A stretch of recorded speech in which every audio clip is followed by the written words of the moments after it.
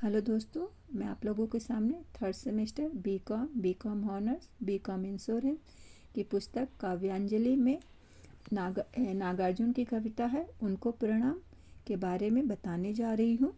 सबसे पहले हम कवि नागार्जुन जी का जीवन परिचय पढ़ लेते हैं। तो नागार्जुन का असली नाम वैद्यनाथ था और इनका जो जन्म है 1910 में दरभंगा जिला बिहार है, वहाँ पे एक गांव है तरौनी, वहाँ पे हुआ था। और इनकी जो मृत्यु है या निधन है 5 नवंबर 1998 को हुई थी। और इनकी जो प्रमुख रचनाएं हैं दुखमोचन, वरुण के बेटे, बाबा बटेश्वर नाथ, नईपौध आदि हैं। चलिए हम कविता में देखते हैं। जो नहीं हो सके पूर्ण काम मैं उनको करता हूँ प्रणाम। तो कवि बोलते हैं कि जो हमारे काम पूरे नहीं हुए और जिन लोगों ने भी अपने काम पूरे नहीं किए हैं ऐसे लोगों को कवि प्रणाम करते हैं। कुछ कुंठित ओ कुछ लक्ष्य भ्रष्ट, जिनके अभिमंत्रित तीर हुए रण की समाप्ति के पहले ही, जो वीर रिक्त तृणीण हुए उनको प्रणाम। कवि कहते हैं कि कवि उन लोगों को प्रणाम करके कह रहे हैं कि जिन्होंने अपना लक्ष्य देखकर भी उसको पूर्ण नहीं किया और जो लक्ष्य पूर्ण करने से पहले ही विलुप्त हो गए हैं। कवि उन योद्धाओं को प्रणाम कर रहे हैं जो युद्ध पूर्ण होने से पहले ही वीरगति को प्राप्त हो गए हैं और उनके जितने भी बाण रखने के तृणीन थे वो खाली हो गए। कवि ऐसे शहीदों को प्रणाम कर रहे हैं। आगे चलते हैं। जो छोटी सी नैया लेकर उतरे करने को उधदी पार, मन की मन में ही रही स्वयं हो गए उसमें निराकार उनको प्रणाम। कवि उन लोगों को भी प्रणाम कर रहे हैं जो छोटी सी नाव लेकर समुद्र को पार करने के लिए चले हैं और असफल होकर उसी में गुम हो गए हैं। उनके मन की आशा जो थी मन में ही रह गई, वह सब समुद्र की गहराइयों में ही कहीं खो गए हैं और उनकी आशा मन में रह गई। ऐसे लोगों को कवि प्रणाम कर रहे हैं। जो उच्च शिखर की ओर बढ़े रह रहे नव नव उत्साह भरे, पर कुछ ने ले ली हिम समाधि, कुछ असफल ही नीचे उतरे उनको प्रणाम। कवि उन उत्साही पर्वतारोही को प्रणाम कर रहा है जो ऊंचे शिखर तक तो बढ़े हैं परंतु राह में ही उनकी समाधि बन गई, और जो पर्वतारोही समाधि होने के पहले मृत्यु से बच गए वे असफल होकर नीचे आ गए। कवि ऐसे लोगों को भी प्रणाम कर रहे हैं। आगे चलते हैं।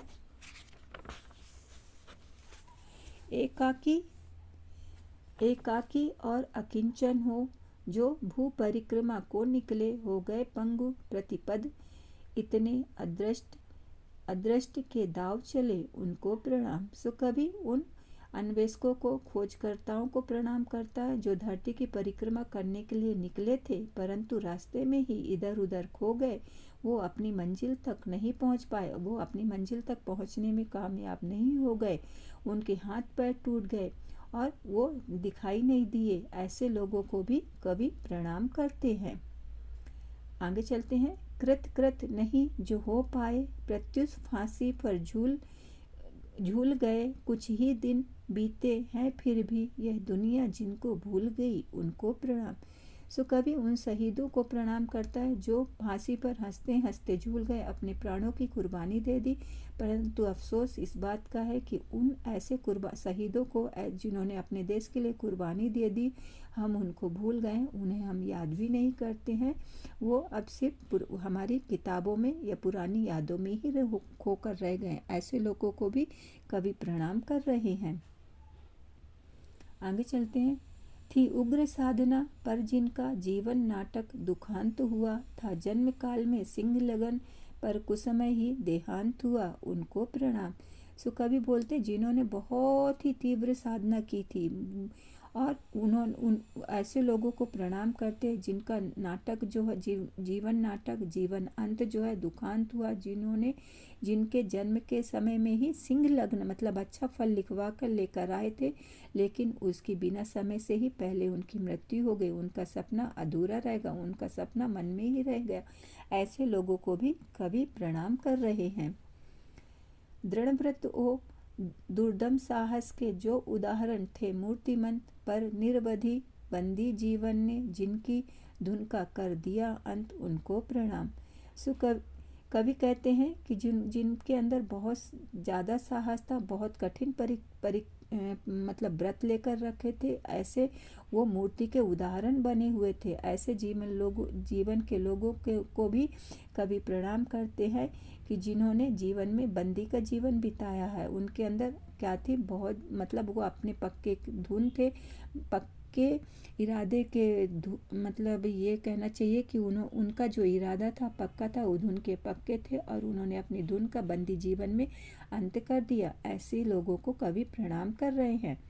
जिनकी सेवाएं अतुलनीय पर विज्ञापन से दूर रहे, प्रतिकूल परिस्थिति ने जिनके कर दिए मनोरथ चूर चूर, उनको प्रणाम। सो कवि बोलते हैं उन लोगों को भी प्रणाम करते जिन्होंने अपनी सेवाएं अतुलनीय दी, कोई उन मतलब बिना किसी भेदभाव के उन्होंने अपनी पूरी भरपूर सेवा प्रदान की और लोगों के विज्ञापन से लोगों की प्रशंसा से हमेशा दूर रहे हैं।